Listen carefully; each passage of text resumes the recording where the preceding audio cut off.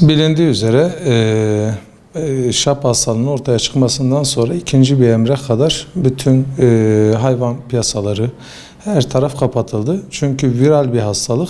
Bu yüzden de maalesef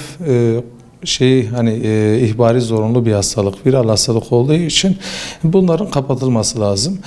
Çünkü yayılımı çok fazla olmasın diye önlem alabilmek için devlet bu tarz önlemler alınıyor. Çünkü giriş çıkışlar çok fazla olduğu zaman bu sefer önüne geçmek gerçekten de mümkün olmuyor. Marmara'da, Ege bölge, İç Anadolu'da bölgemizde vakalar görülmeye başladı.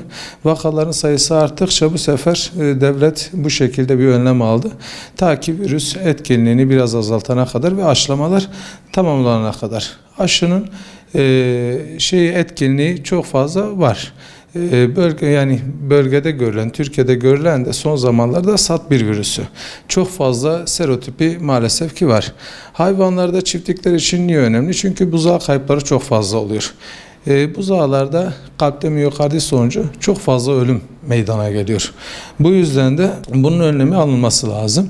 Büyük başlarda ise, çift tırnaklı hayvanlarda ise ağızda, burunda, veziküller, ayaklarda, memede et ve süt kaybı, ölümler neticesinde çok böyle yaygın bir hastalık olduğu için maalesef ki çok verim kaybına neden oluyor.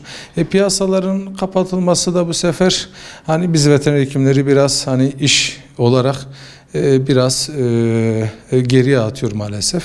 Çünkü sirkülasyon olmadı mı ticaret de biraz etkileniyor. Ama kesimler şu an devam ediyor.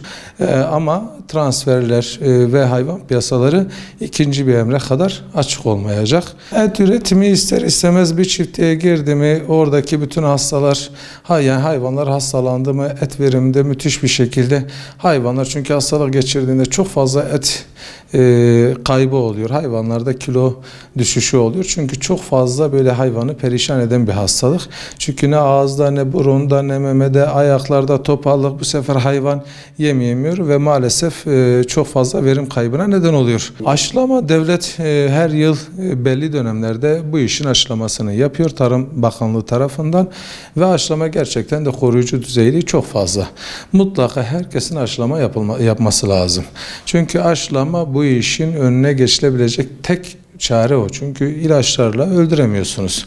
Maalesef ki böyle bir şansınız olmuyor. O yüzden mutlaka aşılama yapılması gerekiyor. Piyasalara ve bu süreçte hayvan alımı asla yapmaması lazım. Çiftliğinde eğer ki bu böyle bir problem yoksa herhangi bir hayvan aldığında maalesef bütün çiftliğe bulaştırma söz konusu oluyor. Bu sefer insanların şaplı bölgelere girmemesi gerekiyor. Dezenfeksiyon işlemlerinin tamamıyla yapılması lazım. İnsanlar biraz daha dikkatli olur. Çünkü şap virüsü çabuk ölmeyen, uzun süre yaşayabilen, mesela bir insan tüyünde bile bir hafta yaşayabilen, 20-25 gün bir dirençli bir virüs olduğu için havada da asılı kalıyor. Bu sefer bulaşma çok fazla oluyor. O yüzden insanların gerçekten iyi bir şekilde önlem alması lazım. Önlem aldıkça bunların önüne geçebiliriz. Şu an çok iyiye gidiyor. Hiçbir problem şu an için yok. Birkaç yerde rast gelinildi. Zaten önlem aldığı için onların da yavaş yavaş iyileşme sürecine ve şu an herhangi bir problemle çok fazla karşı karşıya değiliz. Batman için durum gayet iyi. Bir sıkıntımız yok.